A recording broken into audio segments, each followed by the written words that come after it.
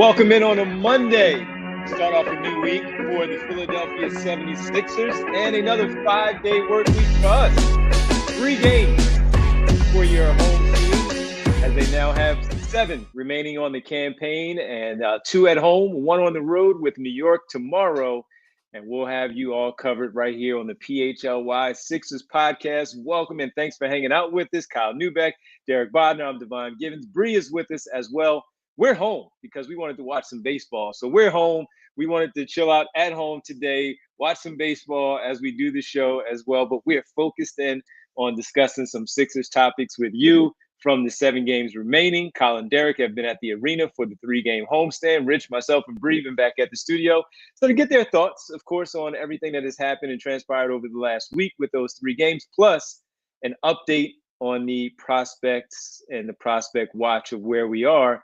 But we're going to bring that to you in a different form today of simply asking you if they are lucky enough to keep that top 6 pick, but they land in that 5-6 range. We all pretty much have, all of us, all of you, Bree, right? We all have the same 4 guys really up at the top 4.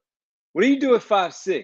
Who's there? We have all of these names that we've discussed, but I don't think any of us have really locked in on any one player for the 5th or the 6th draft pick should the Sixers keep that. Derek has spun and got number 6. The same for Rich, have spun and got number 5. What do you do with the 5th or the 6th pick? Do you keep it? Do you trade it? We're going to talk about it with you here today. And Derek, as we sit here today, just to kind of get a little bit of an update on where things are with the Duke players, because those 2 outside of Flag, Knueppel and Maluach, they're in that range. Then we go from Jakucionis to Queen and all of these players. Now that we're in the Final 4, by the way, we have 4 number 1s in the Final 4, which is crazy. We haven't had that in a while. 4 number 1s in the Final 4, Duke being a part of them, and they're really the only ones that we're focused on for the lottery for the Sixers in particular. What do you think you sit right now on March 31st of what they should or should not do? Yeah, it was not only did you have 4 number 1s now, but I think the Elite 8 were like, what, 4 1s, 3 2s, and a 3, something like that. Like it went almost entirely chalk, and you rarely see that. And by the way, they were not just the highest seeds. I think by Ken Palm, it was the number 1, 2, 3, 4, 5, 6, 7, and 9th best teams. So apparently the committee really appreciates Ken Palm because statistically they were the best teams, and by the just seeding they were the best teams. What a weekend. And also going back to it, like this chance of what happens if they get 5 or 6, it's not like an edge case. Okay, 5 is a very low chance they get 5, 2.2% chance. If they finish with the 5th worst record, only a 2.2% chance they get the 5th pick, which is a little bit weird. How the lottery works when you draw the first 4 picks. But there's an almost 20% chance that they end up at pick number 6, which is almost like a doomsday scenario, because that's where it really gets interesting to me. Like I do like Jakucionis quite a bit. I don't know if I see star kind of upside for him, but I like the way he plays the game. I like the way he can, I think, enhance Maxey and McCain's skill set. I would have a lot of interest in drafting him, but there's almost no chance if they finish with the 5th worst record that they get the 5th pick. Now he might fall. He might be there at 6, but if it goes, 1 through 4, how we expect, and then Jakucionis goes 5, that's where I really start to get a little bit nervous, and I will entertain the idea of trading down. I don't really have a whole lot of interest in trading completely out of the draft. Like I do want to come away with something, but if you can get me like a 12th pick and then something else, maybe a future asset, I have interest in that because I'm not sure there's a huge amount of difference in, let's say, the 6th ranked prospect in this draft and the 12th ranked prospect. I do think there's a pretty significant drop off. Not that there won't be somebody that develops that you don't expect, but just in terms of the players that I have confidence in, I've got really the 2 guys at the top. I have Edgecombe, who I have a lot of confidence will at least be I hate calling him a role player, but like a really good role player, a really good like 3rd or 4th option offensively who can do a lot of things. I have intrigue in Ace Bailey just from an upside perspective. And then after that is where, like I said, I think there's conversations to be had. So yeah, I do think like we've talked a lot about Derek Queen a lot. I am very concerned about him defensively. I am not 100% on board with that. And quite frankly, I've seen him all over the board. Some people have him going 6th, some people have him going 12th. He might end up being there. And that's what the case with pretty much everyone that we're going to talk about here.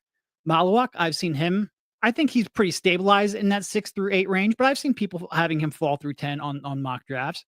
Fears is someone who's rising, but he could like I don't think there's really a set order once you get in here. And I think that speaks to the uncertainty and speaks to the parity among these prospects. So yeah, if somebody is sitting there, like I said, 10, 11, 12, 13, 14, they get locked in on a prospect.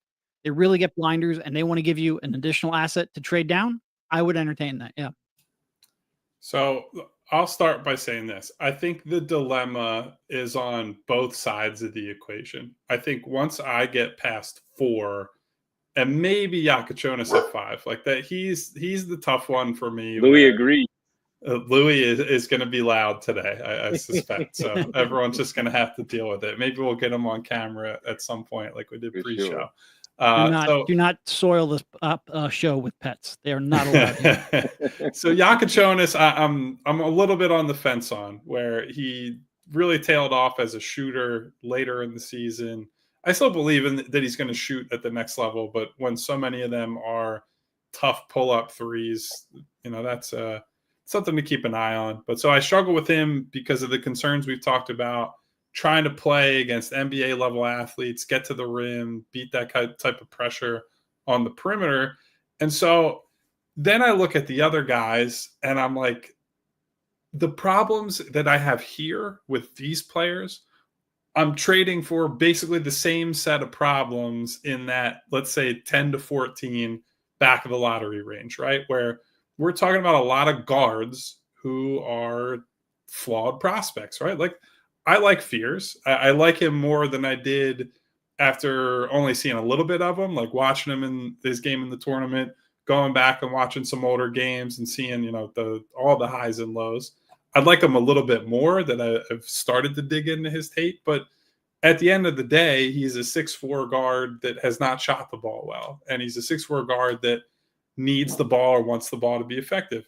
I look at someone like a Jace Richardson. I think Jace Richardson is probably in that 10 to 14 range. I've talked on the show a lot about how I like him a good bit as a player and as a prospect, but he's also a smaller guard and he's not someone who is like a dynamic athlete. He's someone that has defensive concerns. I know there are people that are concerned that when he gets to the combine, he might measure in shorter or maybe a smaller wingspan than you're hoping for.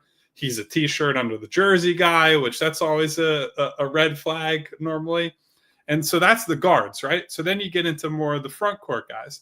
I do think that Queen could maybe be in this range, right? And like he is the toughest prospect maybe of this whole class, or at least of the lottery guys, for me to say, man, what do you do with this guy? Because offensively, I think he's got a potential star type ceiling if he hits the absolute ceiling.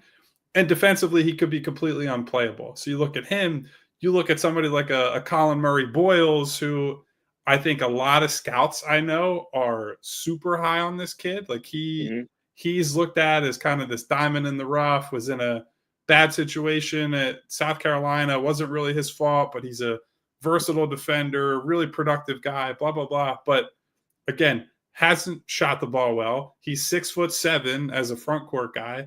And kind of honestly, athletically, looks a little bit like Julius Randle, which Julius Randle is a good player. But am I jazzed up about that as like the guy that you're coming away from this draft with, especially when it's going to take some years to get to, I guess, like peak Julius Randle? Probably not especially. And so if you don't like the guards, you don't want to take Maluach at 6, you're not in on Trey Johnson or Jakucionis or whoever. I can understand that. I just don't know how far you can trade down. To me, you have to get something pretty significant to trade down from there, because I don't think any of the problems that you're talking about with the prospects at the top are necessarily going away just because you're trading back in the draft. You have to get some real incentive. And I don't know, because of how we're laying this out, who of these teams in the 10 to 14 range are that desperate for whoever's going to be available at pick 5 or 6 that they're willing to give up a lot to get into that territory. Yeah, man. So where I sit right now, we've talked about, of course, I've jumped from Trey Johnson at 5 or 6 to putting Fears in front of him, at least for right now, but not necessarily taking Fears at 5 or 6 because that is too early. And, realistically, we're having fun. We're talking about things. We like certain players. But that's where we are right now. The Queen thing, still unsure. We joke about the long sleeves and what that looks like on him. You got to shed the long It's not sleeve a when you get joke. What are you here. talking about? Very true, but we at least try to make it seem like it's a joke where we're grown-ups and talking about basketball, not just their accessories. So, but really good player. There are a lot of really good players, but they're really good players for other teams at where the 76ers are with the luck of getting the 5 or 6, the unfortunate season, but still being able to keep this pick. If they were somewhere in that 10 range, and we were talking about this, maybe you don't have to even look to trade it, and you just take the best player available for you at that spot and you move on and you add them to your mix. But this is where the questions start to come in because Jakucionis at 6'6" fits perfectly for what you guys talk about of having a bigger guard next to those guys in the backcourt. Queen, it's tantalizing, but how's it going to fit in the NBA? CMB rising up the charts. But the Julius Randle factor comes into it where he doesn't shoot. And we know how much we talk about shooting on this particular roster. Not that others don't, but this particular roster, Maluach project might be able to take over in a few years, but you still have the big fella there right now. So he fits better somewhere else, like maybe Toronto or Brooklyn for where they are in their rebuild versus where the Sixers are. And that's when you start to get to, do I reach on the Knueppel because he can shoot and he has decent size and he's had a really good Final Four, depending on what happens here, already pretty good in this tournament. Do you reach on still looking at, man, Trey Johnson is just too good and he's 6'6"? We can get him into our building and we can get those bad habits out of him. That's where you start to reach a bit and it might get you in trouble. Now, if you trust what your system is and what you can do, then you do it and you believe what you're picking there. But if not, and you reach just to reach because the guy is sitting there and you can't get rid of the selection, then you find yourself in a tough spot. So looking at the potential of maybe trading, it should be on the table. And Daryl Morey has done a really good job at drafting since he's been with the 76ers. And if they are able to maybe trade and acquire another player and take one of those picks as well, then maybe that is exactly where they are right now when it comes to these particular players. Because I just don't love anybody at 5 or 6. I love guys, but I'd be reaching and I'd be lying to everybody if I was saying that I'm taking Jeremiah Fears at 5 or 6 at this point, because I would be wrong. That I would be flat out wrong. Where I know that the range is more 8, 9, 10, and beyond when it comes to that type of player, or even someone like Knueppel has done a really good job. But can I move back a couple of spots and still get him and pick up something else? Maybe I could. Maybe I could. It really is, going back to something Kyle brought up. It's one thing to have questions on these prospects, but it's another thing when they're all like guards and at positions where you already have real legitimate talent, building block type talent, and they all have questions both in their games and how they translate. They lack star upside, a lot of them, not all of them. Someone like Trey Johnson, I think, has pretty good upside, but there's a lot of uncertainty. But also, they're at a position of strength already, and you question about whether or not they're going to fit next to your core. So it's one thing to take a gamble on someone. It's another thing to take a gamble of, well, all right, even if he works out, is he going to be able to play with those two guys? And it really is, it would be great if there was more of the wingy types that you had ranked in that 5 through 10 range. They just aren't there. A couple of centers have moved up, which we have talked about, and a lot of people in the chat, I think, are probably gravitating towards because they're not guards. They're not 6'4", 6'5", 6'6" guards. Like, it's one thing to take Dylan Harper at 6'5". He's such a talent that you just don't worry about the fit. And if you end up having a surplus of talent, you will live with that. But when you're taking a little bit of a project or a little bit of an unknown or someone you have concerns about, like a Fears, all of a sudden that upside just isn't quite there to justify that duplication of your stars. So it's a really tough spot. And to Kyle's point, like he said, well, if you move down the draft, you're going to have a lot of the similar concerns. Well, yeah, that's in part why you have guys ranked 5, 6, even if you don't love them. But if the confidence level is only dropped by, 10, 20%, and you can get an asset, you can mitigate some of that risk. It really does come down to the details, though. Like, what is someone willing to offer to trade up, and are you at 5 or 6? Because I do think, for me at least, Jakucionis is a different tier than guys like Fears, even guys like Trey Johnson. Even though I think Trey Johnson probably has more upside, someone like Kon, I have him more interested in him. To me, it's really about 6 where this question comes in. Yeah, and building off of the class, unfortunately, unless you're one of these teams that, and the Sixers have been this type of team that is committed to like a multi-year rebuild, retool, you don't get to just pick from the classes, right? You don't get to say, hey, we have a 3-year run here where we're not really trying to win. And so this year that's guard heavy, well, that's not that big a problem. Next year's class with AJ, with Cam Boozer, with Kareem Lopez, with a bunch of these guys that'll be in next year's draft that I think are more in that big wing, big forward type of mold that is probably better for the Sixers. This is the year that they have, barring some, crazy trades and a complete reset this summer, which I don't think any of us see coming. This is what you have to pick from. And so I think Derek is right. And like, I understand the point on Jakucionis, where I do think, because he's what, like 6'6", maybe 6'5", if he comes in under measurements, whatever, but like has good size for a guard. You believe in the playmaking, you believe in the shooting. I think once he's not in as much of a dominant on-ball role, right, where you can move him off the ball, I think he's got good free throw numbers. I think he's like 84, 85% from the line. So like all the indicators are that long-term in the NBA, he'll be a good shooter. So like you have someone who can shoot, you have someone who can pass and is 6'5", 6'6". Like I don't feel that guy's going to fail outright. Then maybe they don't turn into a star. Maybe they don't have the upside, as Derek said, as a Trey Johnson. But I think if you're saying, hey, I just want the guy or one of the guys that is going to be productive, is going to come in here and help us win games and be productive over the next 3-4 years, I can certainly see the case for Jakucionis over a lot, if not all of these guys, once you get past 4. I just am struggling with this whole idea of this is a rare opportunity. You do need to nail this.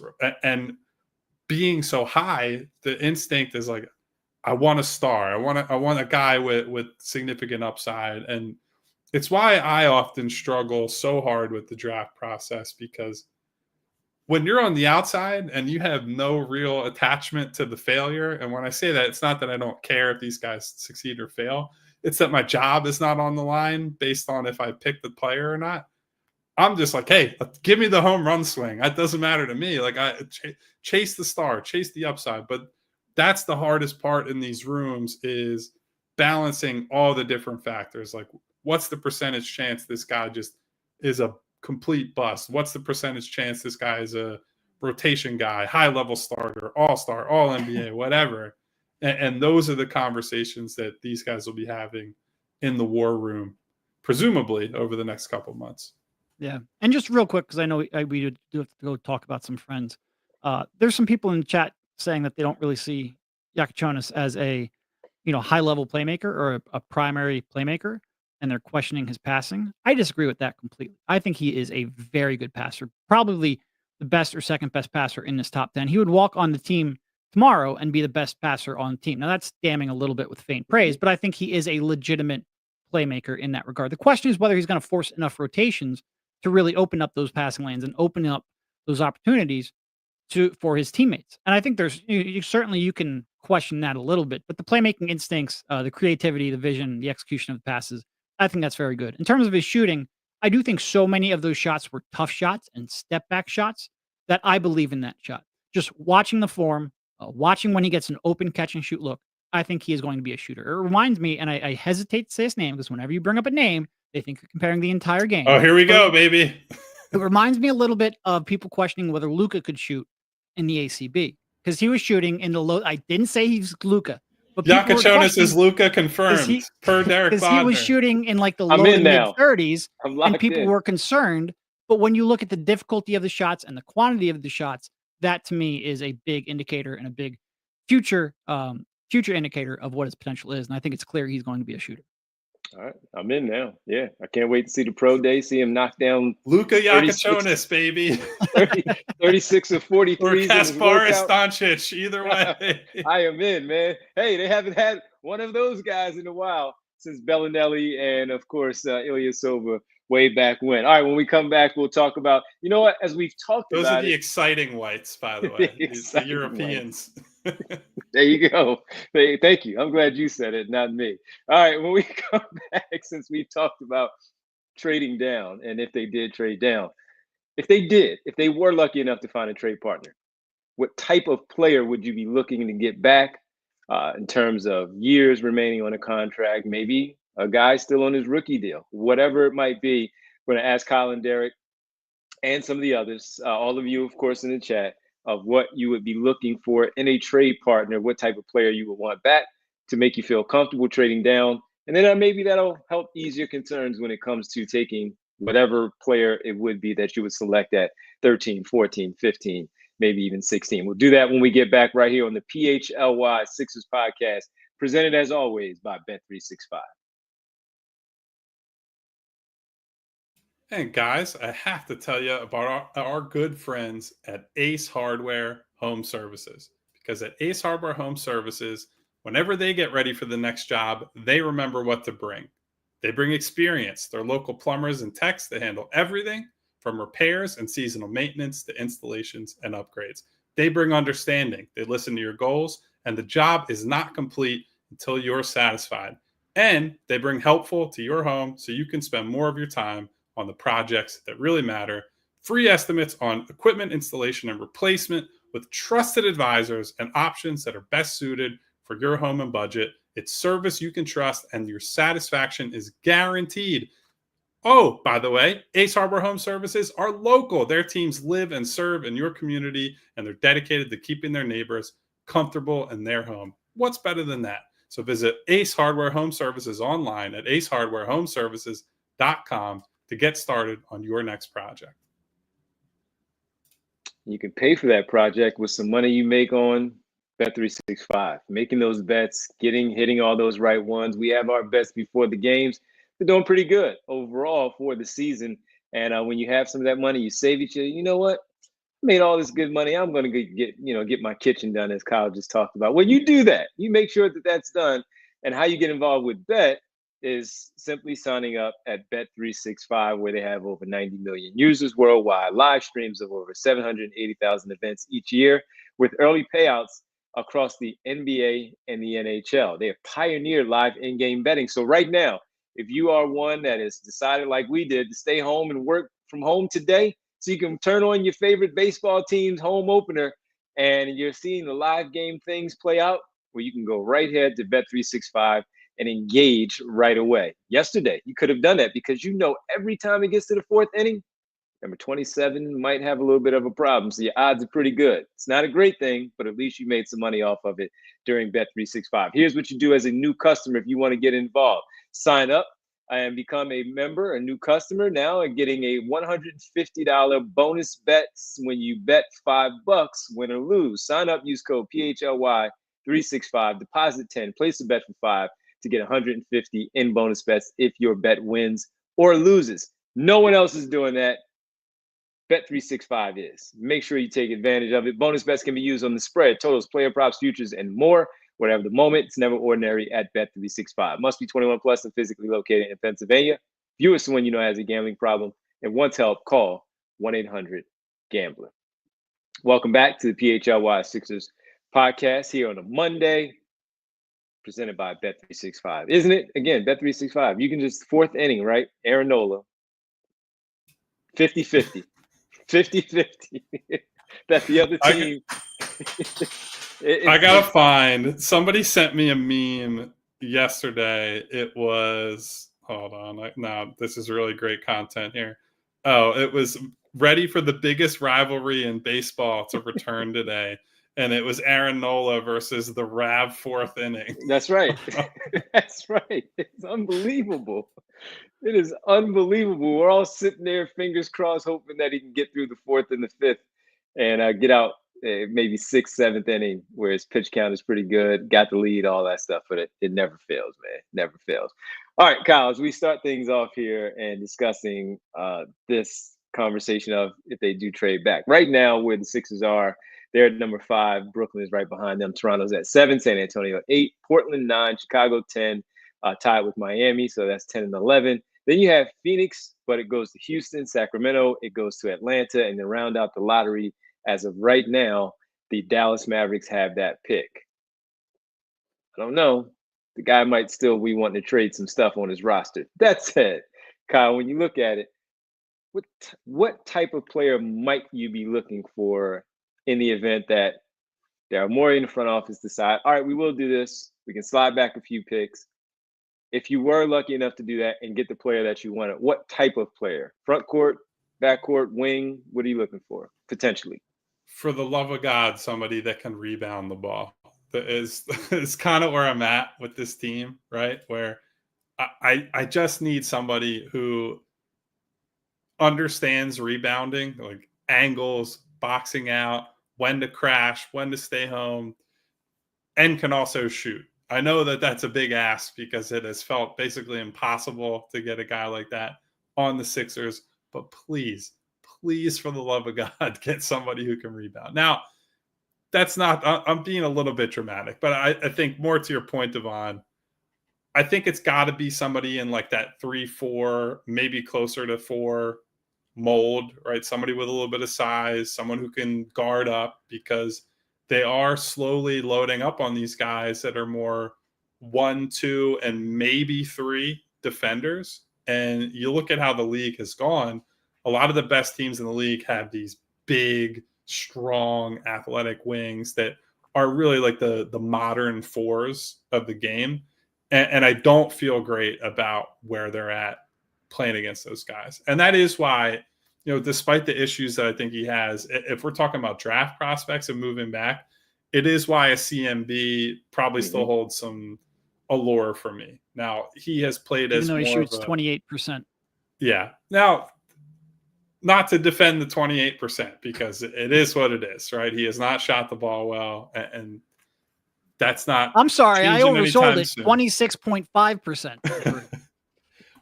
But at least, like, when I watch him shoot, there's nothing mechanically drastically wrong with his shot. Like, it doesn't look like a shot that's like, he's not Michael K. Gilchrist coming to the league like, oh God, it's going to take 4 years to even get this guy to put his guide hand in the right place. Like, I think it is something that can be worked on and managed, and you can get some good shooting out of him eventually. But anyway, more to the point, it is why I think I have some interest in him if they trade back, because I do think he is a potential multi-position defender, event creator, in the same way that somebody like a Tari Eason is. Like, we've talked about Tari previously as a guy that maybe they could have traded for last summer. That ship has probably sailed.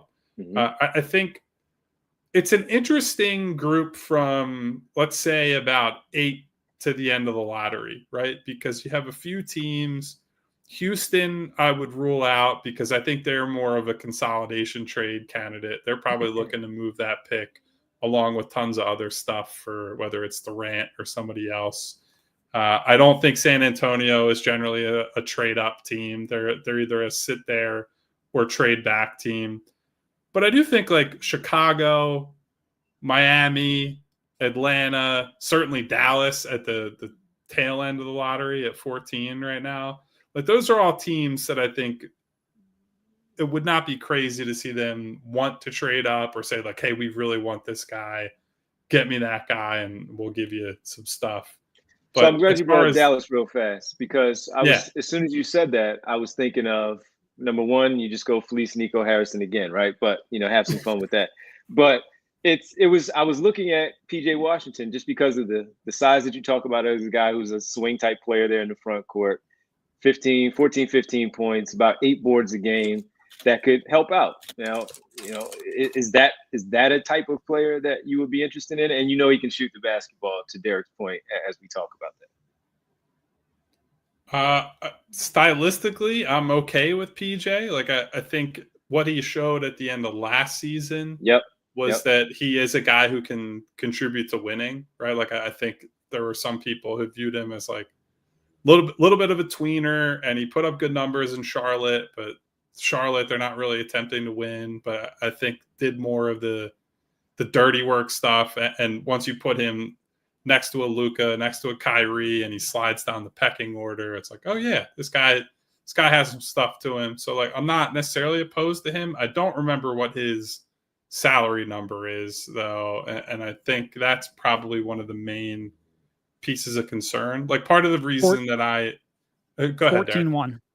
Yeah, so that's kind of a tough number to get to without moving some real rotation pieces on the team. I'm actually trying to think of, is that like Kelly and Drummond roughly? I mean, assuming they opt in. Yeah, which I think Drummond's a lot more likely than Kelly to opt in. But that's you don't think Drum's getting $5 million in the open market?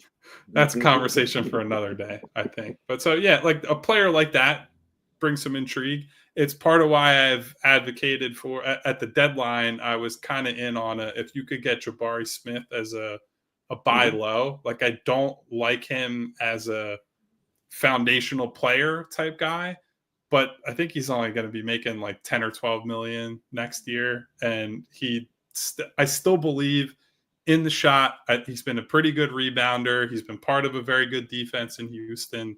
I think as a fourth, fifth starter type, I think that's a guy that could shine on a good team.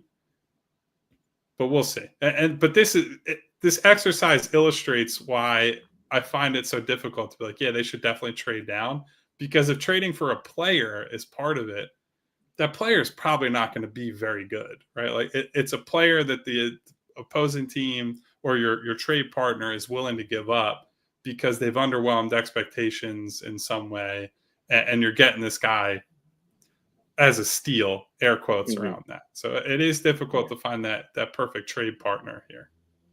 Yeah. Where are you, Derek? It is. No, I mean, I think Kyle's right. I think you're looking for a 3-4 that can shoot. Problem is they've sort of been looking for that 3-4 who can shoot for quite a while now. And because of that, you end up, with someone like Kelly, who's a 3-4 who will shoot, but he can't. Well, he's 2-3 who will shoot, but he can't really shoot. You're looking for any kind of desperation of a wing, and they've been in that cycle for a while with Caleb Martin. And, Caleb Martin obviously didn't have the year anyone was hoping for. Their injury reasons for that ended up flipping him for a 2. They've just gone through a lot of wings. And that's in part why Paul George was so intriguing, because he can shoot, even though he couldn't for the first 2 months of the season. It is Philadelphia. Weird things happen with that regard. That's why the Morey Borals thing is a little bit concerning for me, because players generally don't come to Philadelphia and learn how to shoot. Maxey excluded, but Maxey was a good shooter before getting to college. No, it is, it's to Kyle's point. Like if someone has a playable 3-4 who can rebound, defend, and shoot, they're probably not trading him. They're like the most valued commodity in the league. They are one of the most overdrafted archetypes in the league, because everybody wants the next one. Everybody wants that next forward who will pop and can play two ways and hold up in the playoffs. Patrick and because Williams. of that, they get overdrafted, and it's real tough to find. Yep, Patrick Williams is one of the latest ones that it just still hasn't worked out. Still hasn't panned out. As we've sat here and had the conversation about our concerns with players in the 5 to 6 range, our concerns about finding a trading partner to trade down, we need Cooper Flagg. Like Adam Silver owes us Cooper Flagg for what he put us through. Well, as we do our daily Tankathon spin a little bit later, if you actually go to Tankathon on their Twitter account, they did the daily spin, and the Sixers got the #1 overall pick. So bang! There's that. There it is for that. When we come back, we need to talk a little bit more about the Duke guys. They're still available, including Cooper Flagg, where Maluach is right now, and where's Kon Knueppel after what they've done in advancing to the Final Four now. Have you seen anything that maybe changes your mind that if you do stay in that 5-6, or maybe you can fall back to about 8 and sit there and take Knueppel because he will be available? Has he done enough to maybe change your mind of taking him in that lottery? We'll do that when we get back right here on the PHLY Sixers podcast presented by Bet365. me tell you about TrueMark Financial. Got to tell you, it's spring. It's here. It's not almost here. It is here.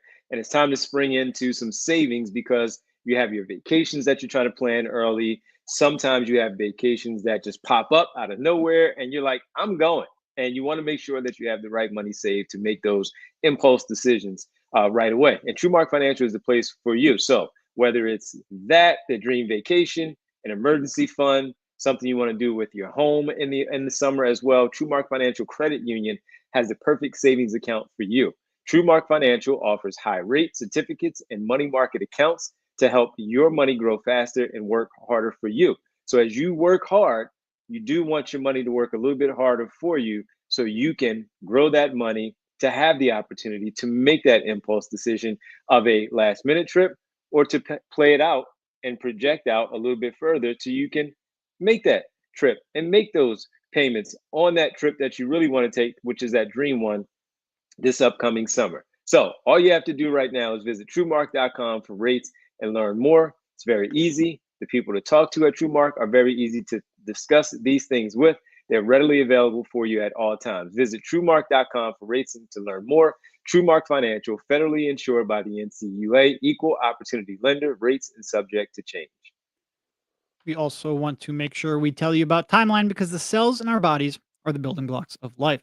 Timeline is a supplement that works with those cells to help give you more energy, feel stronger during workouts, and preserve health and mobility as you start to age. The patented ingredient in Timeline is Midipure, which is a postbiotic nutrient that clears our dysfunctional mitochondria, aka your cell's battery packs. With regular use, you'll see and feel the difference in the form of improved energy levels, better workouts, fast recovery, more endurance, and more. Midipure recharges your cells and helps your body's systems to work better, and Midipure is the only supplement clinically proven to rejuvenate health at a cellular level. So get ready to be the best, most energized, most revitalized version of you. Right now, Timeline is giving you 10% off your order of Midipure. Go to timeline.com/PHLY today to get started. That's timeline.com/PHLY. Uh-oh, Devon's still muted. The cardinal sin of foul podcasting on from Devon. home. Oh, my bad. That's normally Derek and I doing that. I'm the king of it, and I want to make sure that I change my AirPods before they die too. So there's that. But we're back. Welcome back to the PHLY 60 podcast presented by Bet365. Let's tell you about Little Bird's content here at allphly.com because the team draft is upcoming. Look at that shirt that Kyle has on. It's a fantastic shirt. Become a diehard member, folks, at allphly.com. Go sign up to become a diehard member. You get a free t-shirt like Kyle has on right there. That's a great option from the Gold Standard collection. And then while you're there, you can buy a hat like Derek has on right now so you can represent our company out there, the best community there is in our region. And when you do so, you'll also get an opportunity to check out the Eagles 100. As the draft nears, the Eagles 100, the big board built just for the needs of the Philadelphia Eagles. So you have everybody involved from Zach, Bo, Fran, Les Bowen to get you ready for a huge draft. When you're Super Bowl champ, you get the draft last in the first round. Fantastic work, right? Howie Roseman likes to trade down. He might do that. So if you're unsure of who's available at 35 or 40 or wherever you might find Howie Roseman trading back and picking up an extra pick, these guys from the Eagles at PHLY Eagles will have you covered with the Eagles 100 big board as you get ready for the NFL draft. So go sign up, become a diehard member, join our community, join our family. And when you do so, you have an opportunity to read that great piece from them. Look at all the prospects, all the breakdowns of these players, who's there, who might be available for you, especially on draft night or draft weekend, because you're like, I don't know who's still available. Let me go back and take a look at this name. And when you do, you're like, I like this one. They need to take them here. And that's why it's so important. You get the Sixers content from Derek and Kyle, where they write their pieces as well at allphly.com. Flyers are in tank mode also. So Charlie has you covered there. And then you have the Phillies. Where are their tank helmets, by the way? They've been trying to use ours. So, we'll see with Bill and Charlie and, what they want to do. We'll see what they want to do. But hey, tanking all over the place. AllPHLY.com, folks. Go sign up and make sure you definitely read all the content that's there, including now the Eagles 100. All right, Final Four. We talked about all number one picks. That means Duke there. Real quick about Colin Morey Boyles, because there's a little bit of a discussion going on in our chat. I'm real interested to see what he measures with, right? Because it's one thing to be 6'7". It's another thing to be 6'7" with like a massive wingspan, like Draymond Green, who's a lot of people like to compare him to. In order to be Draymond Green, a lot of outlier stuff has to happen. Otherwise, Draymond Green just functionally doesn't work. He has to be a borderline genius defensively and have anticipation skills that almost nobody else on the planet has, which is tough to project, which is why Draymond Green fell. And you have to have really good physical tools to overcome being a 6'7" power forward / center. And Draymond Green had like a 7'2" or a 7'3" wingspan. Like he had massive arms, which helped him maximize his defensive potential and overcome the fact that he is short. I have not been able to find a measurement for Morey Boyles. I have access to some database because of some past places that I've worked. I have not found a Hoop Summit. I have not found anything to really give you a good glimpse on that. I am super interested in that. I think that's going to be, because there's some people now who are talking about him. He should be certainly a top 10. Some people are going as high as a top 5 pick. I really hope he goes to the combine and gets measured. Sometimes when you look at those guys there, when you watch them play themselves, you kind of look at it and say, his arms are too short, that kind of thing. When you look at him, do you look at it that way, or do you see him where you're just saying he can get by, he's fine, he'll be all right? Yeah. So because I brought up two parts there, I think he is a smart defender, possibly even a very smart defender. But like I said with Draymond is a almost literal defensive genius. So it's one thing. It's being a smart defender is good enough to compete, but in order to be Draymond, you have to be just absolutely incredible. And again, same thing with the wingspan. I don't think he has like a negative wingspan or anything like that. But does he have the outlier level, the edge case where he can take over a game defensively, even with being that size? That to me is going to be the key. Yeah, and if he could shoot, we could just say, well, whatever. He's a shooter, and he's also got some versatility. And like you tap into that, and you worry about the rest later. It's the fact that you don't know if he can be on the floor with, a number of your best players, but certainly Joel, if he's healthy, that's always been the big thing, right? Like you need as much spacing as possible. Not to say you couldn't use him in certain ways, like in the dunker. Maybe you just build him up as a corner shooter or whatever, but that's the part that makes it tough. Like, I believe he'll be some kind of good defender. The type of good defender he is, we'll see. But because so much of it is up in the air with the shot, it calls the whole profile into question, basically. No, he made 9 threes all year. I would prefer that number to be more. Well, somebody who makes a lot of threes might be moving himself up, at least for right now, until all those measurements and the workouts and things happen, the pro day with whatever representation he eventually, if he leaves, decides to sign up with. And that's Kon Knueppel, where we were all saying, around that 5'6", not so much, not great. Yeah, good prospect, but maybe a little bit down the line. He looks like a San Antonio Spurs type player somewhere in that 8, 9, 10 range, if the San Antonio Spurs get that pick. So what has he done for you guys? Kyle, start with you, where you look at Kon Knueppel and talking about his shooting. We've talked about that. Decent size is 6'7". You wonder if he measures at 6'5", 6'6" when they do go to the combine. What might that look like? But has anything changed for you with how well he has played in this tournament as they have continued to move on?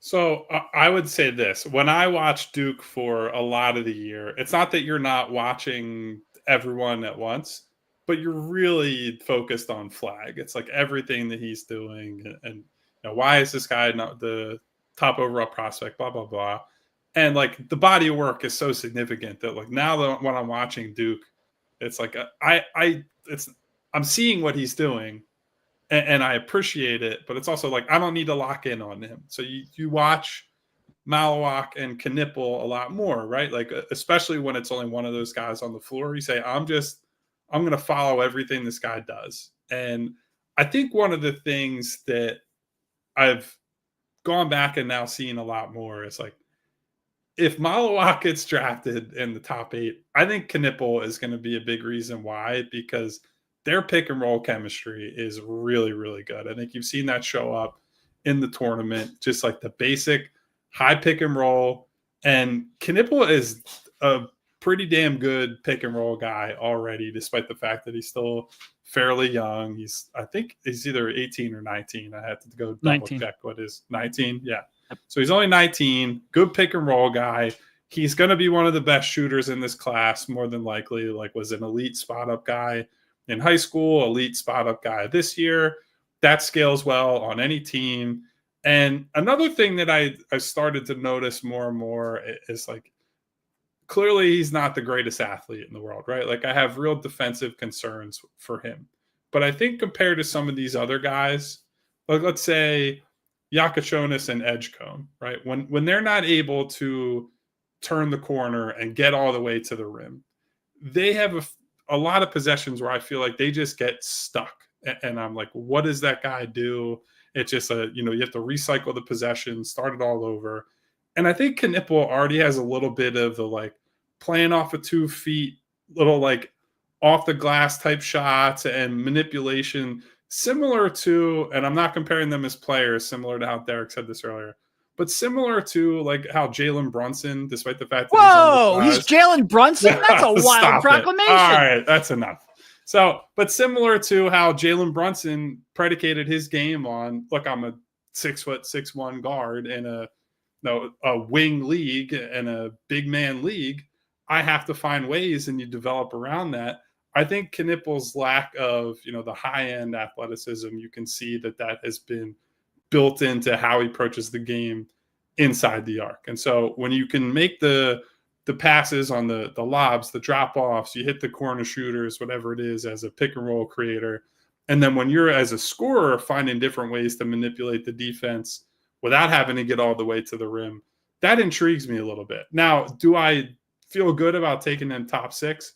No. Like, I do agree. Like, Devon, you brought up maybe in that Spurs range, like 8 to 10, 8 to 12, somewhere in there. If you just own the pick outright and they fell and you end up there, like, I think that's a perfectly competent pick. I think he's going to have a good career. I don't see star upside, but I see a player who has been an integral piece of this, one of the best college teams we've seen in recent memory. And I see a lot of things that can translate to winning in the NBA. So I like him. I don't love him. And people got mad. I was like, man, I never thought I'd like a white guard from Duke, because everyone has to get mad at stuff on the internet anymore. It's like, brother, can you go through the history of all these annoying white guards they've had between Bobby Hurley, JJ Redick, John Shire when he was playing? And even someone like JJ, who we got to know and like, he was annoying as hell at Duke. Yeah, people hated him, and he leaned into the villain thing. Grayson Allen is another one. It's like, if you can't admit that there have been a lot of annoying white guards at Duke, just, like, step away from the computer, step away from your cellular device. And Wojo, Chris Wojo's Collins, another one. Chris Collins hated him. Come on, man. There's so many of them. And, like, it's a credit to them in a lot of ways, because a lot of them are, like, 3 or 4 year players that become synonymous with the university, and they're deep in the tournament every year. And it's like, screw these guys. But, like, it is what it is. So anyway, I like his game. I'm interested to see if and who he can defend at the next level. But I think offensively, he's got a lot of stuff to him. It really is, like, the Knueppel debate is what are you going for in the draft? Like, what are you prioritizing? Because I think there's a pretty low chance that he's just going to completely be a bust. I think there's a really high degree of confidence he's going to be like a 4th or 5th type of starter. Whereas someone like Trey Johnson might have definitely has more of a chance of being a 1 or a 2, but he also has a chance of just flaming out. If his play style, if he's not able to translate his shooting or his scoring, and he doesn't develop the other parts of his game, his on-ball defense, off-ball defense, lack of passing, all of that, he has to translate his offense at a high level or improve on stuff he's really bad at. Whereas Knueppel, I think, like, he's got the off-ball shooting. You can run a pin down. You can run him off floppy. You can, shoot out of a pick and roll. He can shoot off the catch. All of that is really good. He's a smart player. He's a smart passer. I do have very significant concerns, though. Like, you watch him try to elevate near the rim, he doesn't have a prayer. He's 6'7", and he just doesn't have a prayer around the rim because he just cannot elevate there's a lot of that. I think, and defensively, like, I don't want to necessarily bring it up, but there are people in the chat like, oh, well, his individual defensive metrics and what people are shooting against him, those are noisy as heck at the NBA level when we especially have a lot on better that technology. team. But when you're talking about a smaller sample size at the collegiate level with that team, where he's probably guarding the easiest defensive assignment, and he's got someone like Maluach behind him and someone like Cooper Flag coming from the weak side, those are going to be noisy as heck. When you watch him, he really struggles laterally, and he's smart. He can make some plays because of that. He'll put himself in position at times, but he is going to be a problem defensively that you're going to have to work around. So I do think the athleticism and the physical tools really do limit his upside, really do make him someone you're going to be concerned about defensively. But I think there's a really high chance that skill set offensively is going to be useful. Not like, franchise changing, not altering, not even a core part of your necessarily personnel, but useful. So start with the good stuff is he's smart. He knows what he's not, as you just talked about. He knows he can't elevate and jump over people. He's not doing that. So when Kyle talks about the angles and using the glass, he knows how to use it. He knows exactly what he needs to do. He knows the spots that he has to get to on the floor to get those angles, to hit those bank shots, to run all those sets that you guys talked about. I know we've talked about them a lot, where McCain, that was a question early on. Can he do all those things like JJ Redick and Seth Curry when he was here playing off of Embiid? That's another bonus. Even if Embiid is healthy, he still knows how to set a screen. And if he can set that screen and get you a good look, it's up to you now to knock it down at that clip that you hope that he can. And so that's the positive there. The guy can just flat out shoot the basketball. He can put the ball a little bit on the floor, a little bit better than I bring up. Sorry, I'm not going to say you guys. I bring up Corey Kispert as a guy as we go with the comp there. And he can put the ball on the floor where Kispert was doing that at Gonzaga. Can he do that now on the NBA level? Kispert has not shown it as much. Can Knueppel do that? And the slow feet, the lateral movement on defense, it's going to get him in trouble. So that's where you hope that if he is here, that he is surrounded by some decent defensive wings. You do have somebody behind him to clean up the glass and clean up some of the mess when he's just simply, they put the ball on the floor and they go right by him. And because that's the type of stuff that's going to happen here in the NBA, because he just doesn't have that. He's not that. They can work on it as much as they want to. We'll find out what the results are once he's out there on the floor and he has to get caught on the switch because they're hunting him down. Jason Tatum wants him. Let's see what you got. And most likely Jason Tatum is going to win. Or even when you go to a lesser name, that's somebody that's coming off the bench and you're saying, can he stay in front of player X that's an elite scorer in the league that's not a starter? Can he hold up enough where defensively he's not a net negative on the floor, where you can still win those minutes with the other people that he's on? Who's he on the floor with? And then we're talking about this team. You just wonder who those guys are. Is he going to be in lineups with Yabusele sometimes? But he's also out there with Paul George and Kelly Oubre on the floor with him too, where he's now going down a few levels where he's defending player number 3 or 4 on the perimeter where he's not in trouble. But the NBA is smart. They find their switches. They are going to find him. Can he stand up and hold up well enough in the NBA? That's the question. And it's not going to be one until we find out exactly if he's on this basketball team to see what he can and cannot do. Those workouts, they don't work out against each other anymore. So this is the last time we're probably going to see in this Final Four against some really close to elite enough talent in the collegiate level, how he plays against them in man situations, and cross your fingers and hope that if that is the case, that he can stand up in the face of all of that once we come around to the season and he could potentially be wearing the Sixers uniform. I mean, that's it for him. At this point, we know he can shoot. We know he can score. Can he do the other stuff that keeps you on the floor defensively as a role player, especially as a role player on a team like this one that's supposed to be a playoff team, and you are not looked to be even the 5th scorer? You probably look to be like the 6th scorer on this basketball team. You just need to shoot the rock. We don't know. We don't know. But he's been really good. The questions are, can he play with this basketball team and these players? Moving on to is Maluach. He's still doing the same Maluach stuff. So, Derek, you said he's in that 6 to 10 range.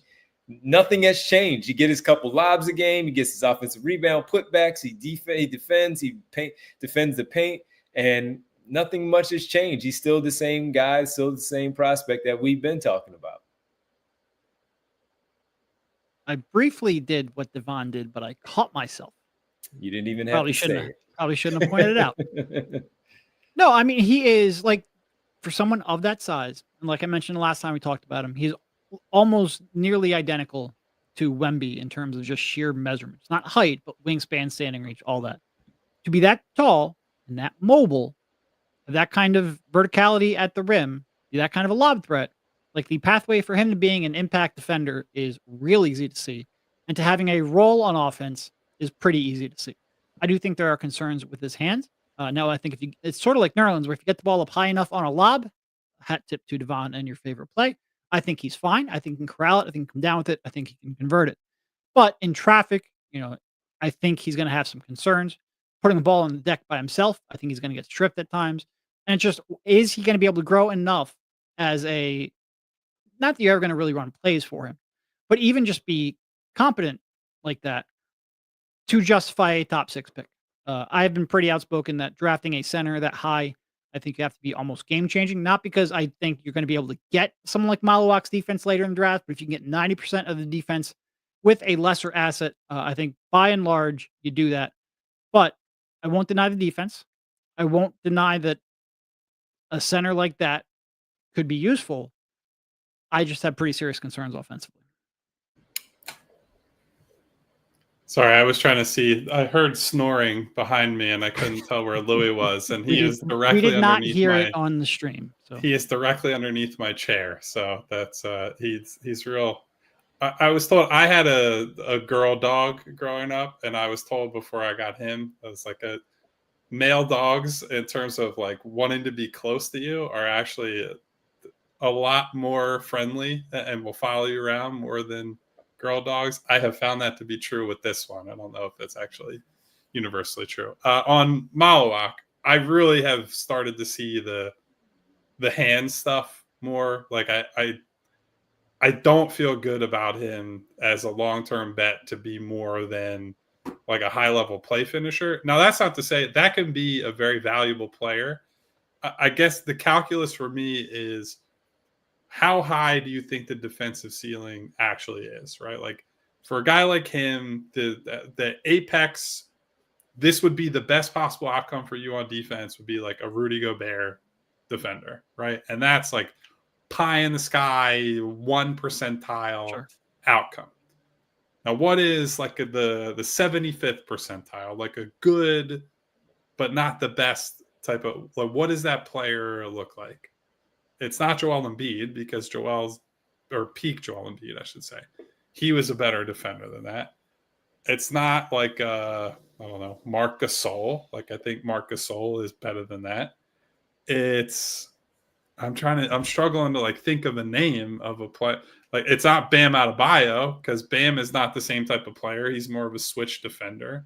And I just go through the list. I'm like, if he's just kind of a big mobile defender, but also is not like one of the 3 to 5 best defenders in the league, I'm a little bit dubious that he's going to be a franchise anchoring player. That defense can be significant, but in a little bit of a different way than Knueppel, right? Like there's certainly far less questions, but it's a little bit easier to look like a great rim protector when you are surrounded by a Cooper flag and you do have these, and you're only playing, what is it, like 20 minutes a game, right? Like he has not had to play the high minutes that you want a big time prospect to play, whether it's because he can't or because Shire just thinks it's better to rotate them in and keep them fresh, whatever. Like, but that makes it a little bit tougher to evaluate him as a guy who's going to have to play.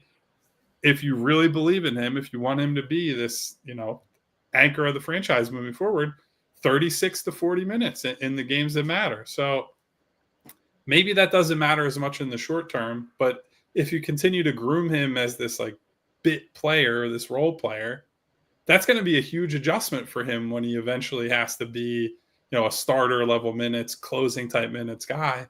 Those are big questions that have to be answered for me. Yep. All right, and we are hitting overtime here on the PHLY Sixers show. So we want to thank everybody on the Fast channel and give you enough time to switch over to allphly.com, where we're keeping this one going on this Monday. Home game for us on this Monday at allphly.com. So real fast, just quickly, and then we'll get to the daily Tankathon spin, get to our thank yous to everybody. If you had to, right now, if you had to sit there at 6 and it was between Queen and Maluach, and you had to pick one, where would you go? I have to Today. pick one. We have 2 months. So, but I'm asking today. We have 2 months to go over this again, but today. And I can't pick anyone else. I can't trade. I can't do any of that stuff that I want to do. Just the centers. Well, so here's the debate. That's basically, I think Maluach is a safer bet. Yes, because I do think a guy who can defend the rim like he does and move at his size is, there's some names being thrown around in the chat. Like if he's Clint Capella, that's a good outcome generally. Yes. It's maybe not the outcome you need on this team, but that's for that pick. If you pick Clint Capella and have that career, that's perfectly fine. I asked Rich, his teammate, Okongwu, last night. I asked Rich about Okongwu as a comp. Coming from USC, he wasn't really known much of an offensive guy. He was a rebounder, a defender, but he could finish. His hands were much better than Maluach. Is that and he was a lottery pick. Is that a player, similar situation behind Clint Capella there in Atlanta, where Maluach will be behind Joel Embiid? Spot starts because Embiid is only going to play 60 games, maybe, you hope. And in that case, is that a player, at least for his rookie year, that you would look at and say, I feel okay about that? I mean, he's got a lot of size on Okongwu. Like he's got some pretty good size. Yeah. That's what makes him so hard to compare him to a lot of the like quote unquote normal center prospects. He's really in a tier of as much as there are a lot of 6'10" to 7 foot guys that we see in the NBA, there are very few guys bigger than that make it for whatever reason, because they can't move or have no offensive game. If he's like that productive of a player, certainly that's a good outcome. But so anyway, so what I was saying, Maluach is by far the safer pick. Queen, I think, if you're talking about guys who might just flame out entirely, I think Queen is at or near the top of the list for the lottery guys. But again, I'm a home run swinger, so I would probably take Queen. I would bet on the ability to expand out the 3-point range. Like the volume hasn't been there. The efficiency hasn't necessarily been there. But like if he can shoot, that gives him the ability to play next to another big. He's a good rebounder, put up great rebounding numbers all year. Incredible offensive skill set as like a go-to option. I'd take the big swing, but my job is not on the line. So I think most NBA teams, if I had to guess, would take Maluach. I reject the premise of this question because there's never only 2 options. But I have another question after this one, non-center related, but go ahead. I think I probably agree with Kyle. I think Maluach is significantly safer, like orders of magnitude safer. But I do think Queen has a little bit more upside. And specifically, I think he can help get Maxey and McCain free for open shots. And I would take a gamble, but I don't love it. Okay. All right. So since you wanted never 2 options, right? Let's take those 2 options, take the centers off the board, and I threw at you, especially since Kyle says I like the home run swing. Who's your screw it at 6? Let's get nuts. I'm taking him player, non-center related when it comes to Maluach or Queen. So and again, we got too much. We got too much. Are we assuming we're assuming the top 5 goes Flag, Harper, top 5 Bailey, is top 5. Edgecombe, and Jakucionis. Jakucionis, yes. And you take the centers off the board just because we just talked about them. So now you have the field. I'm swinging, home run. I'm going to get fired after this season if let's get nuts. Who's your guy today? One of them is going to be Queen. It comes down to me to 2 people at that spot. It's either Queen or it's CMB. Ooh, and CMB up. So I have not done my due diligence on him. hand up. Like I can't say that I have watched enough to say, but it's I would take intriguing him enough in for any you. range. Right. I'm just telling you from people I talk to that I respect a great deal. There are a few guys all year that they've been like, make sure you watch this kid, make sure that you go back, and he's one of them. And so that's, if we're just saying right here, right now, I'm deferring my pick to the people who actually like do this for a living and watch way more games and do all this. So Queen, I have some feel for. CMB, much less, but I'll take the home run.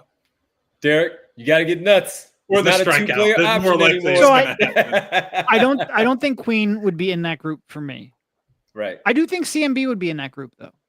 He's in Again, mine. I have to watch some more because I think so many things have to go right for him to actually reach that potential. And it's one thing for people to be like banging the drum for him when he was viewed as a late first round pick. You can get to a point where it's like, yeah, you were right when he was in the 20s, but you're wrong on saying he's a top 5 pick. I have to watch a little bit more. I have to really watch the shot and talk. And you can't frankly, watch right now. You're on the clock right now. You're getting nuts. I'm taking this guy right he's here. in the Commissioner conversation. Gibbons That's over all. there. That's all. Yeah. And I'll say this, and we've had this conversation a lot. I don't love him. I wouldn't feel great about it. I frankly wouldn't feel great about a lot of the people here. Trey Johnson's not completely off my board. I think he's got as much talent as anyone left at this part of the draft. I don't have a lot of confidence in it. I have a lot of concerns with the way he approaches the game of basketball, but he is still young. He's 19 years old. I think he just turned 19 years old. Maybe he's in a bad spot. You get him away from Texas, get him into a better environment. Some of those habits can go away. And if you can get those habits fixed up, he is a very dynamic, very talented offensive player. I'm not completely, he's probably 6, 7, or 8, somewhere in that range. Like, I don't love him as much as, like, at one point, people talk about him 4 or 5, but I haven't completely written him off. And that is my way of not, my way of not answering the question. I still like Trey, and I hope that things work out for him. But just because of the stuff that we talked about, just getting nuts, I would probably go the CMB part just because of all the potential upside that's there. You look at him and you're like, all right, man, let's just go. Man, just put the card in. I'm going 6'7", 6'8" here. He can score the basketball. Looks like Julius Randle. Guess what? When Julius Randle was coming out of Kentucky, you were like, oh, man, that's top 3 right there. And you just do it. So if I had to right now, it would be him. Trey would still be, of course, right there, probably number 2, just getting crazy. And those are the top 2. And you know how much I like Fears and where things are there. But, of course, then you're talking about smaller guards and where it fits in. But just to get nuts, that's where we go. I trust Fears more than I trust Trey Johnson. Just not tall enough. That extra couple inches is big. Yeah. Super chat from I was going to say, don't clip that part, please. Please clip that, Bree. Please clip that for social media. Super chat from oh my God, Mr. Sandman, bring me a dream. If the Sixers win the draft lottery, would you rebuild with the number 1 pick or run it back with the vets, Flag, Bailey as your option at number 1? I don't think you have to do anything. You just you wait until take Flag. The beauty of getting Flag is that every possibility is kind of open to you. You can build any team. You compete now. You can compete later. It's really just about what kind of trades are on the board. Those extra couple inches are big. No, so I and then he repeated it. I'm making fun of myself now. It happens when you talk about the draft. You start talking about length. You start talking about all this kind of stuff. Anyway, I saw Mr. Sandman in the chat later talking about basically he doesn't want Cooper Flag standing in the corner while Joel Embiid posts up or runs from the elbow. So I think that's more what he's getting at. I don't need Cooper Flag to be the number 1 option day 1 when he walks in here. If he is a 3rd or 4th option doing all, focusing on defense, focusing on being a weak side impact defender, focusing on running in transition, focusing on attack and closeouts, focusing on his jump shot, I don't think that's the worst thing for his development. Now, you don't want that long term, but I would have no problem bringing, because the trade offers right now are going to be garbage, right? They're just going to be garbage. You're moving Joel Embiid just to move him. I have no problem bringing Joel back, seeing whether or not he's able to stay on the floor consistently and just giving him one more shot. I don't think you have to, rush to that decision. Add flag and run it back, and tweak where you need to tweak, run it back. That's where I am. All right, Derek, let's do our daily Tankathon spin. Tankathon, the actual Tankathon, they did the spin. They got Cooper Flag for the Sixers, their number 1 overall pick, if that's where you're going. But for you, let's do the daily Tankathon spin and see where we land today. I used to enjoy doing this. Now I feel like if I screw up, I'm bad. What did Rich get last night? Rich got number 3. Okay, it's a good spin. It's a good spin. I think he got 3. So I love the idea that it's like, I'm a good spinner or you're a bad spinner. It's like, look, I feel like I let everyone down if I don't get a generator. pick. All right, hitting the button. 3. It's 3. All right. Who you got? Ace Bailey. I think I might be on the ace at 3. I think I'm still on VJ, but I understand how you would talk me into ace. Yep. I understand. And that's the beauty of it. We have a whole month to talk about it, and fingers crossed, and bring in all your lucky charms to keep the pick. And then we'll have another month to talk about it, of who they will actually pick, because the Sixers are staying in the top 6. Yes, you heard it here. They're keeping their pick. Exactly. I'm knocking on every piece of wood, and now my dog is freaking out. It's okay, Lou. It's okay, buddy. Messed Louis up. All right, so that'll do it here for us. We appreciate the super chat from DJ, a.k.a. Mr. Sandman. And we got to get to our world famous on a Monday to start the week off. It's the roll call. Well, first roll call goes to my dog, Louie, who's just here hanging out and what up, Lou? Getting spooked by the knocking on wood. But Louie, when they keep the pick, knock on wood, you'll be a lot happier than if they lost it. Thank you, everybody who was here with us today, hanging out as always. Thank you to Sean Ford, to DJ, a.k.a. Mr. Sandman, to Brian Knight, to Sean Sharp, to Val Host. What up, Val? Hey, to Val. Riaz, Music Lover 31, super active today. We got Jess. We got Birdo Clips. Birdo Clips. Big CMB fan, Birdo Clips. Big CMB. We might have to do a whole CMB show at one point. We're going to have plenty of off-season talk. So we've got 2 months between the end of the season and the draft, buddy. We'll do shows on everyone. Knight. Thank you to Lee and the Win. Thank you to Mom's grandchildren. What up, Mom? Look at her. Hank. What a supporter she is. Thank you to Damon. Thank you to what up, Dame? Of course, my girl Winona. Hey, thank you to Mary Overfield, longtime and adamant out. Supporter of the show. Freddie Powell hanging out with us. Go get him, Rick. We got INS hanging out with us. Man, my mouse wheel is not scrolling the way it used to. I might have to turn this thing off and clean it out a little bit because, oh boy, Derek Bodner in the chat. Who is that guy? We got, it's not none your business, it's none your business, apparently. There's an N missing in there, but either way, we appreciate you. We have M, famous from the James Bond series. What up to M? What up, M? Jesse, right next to Jesse Bond, not to be confused with James Bond.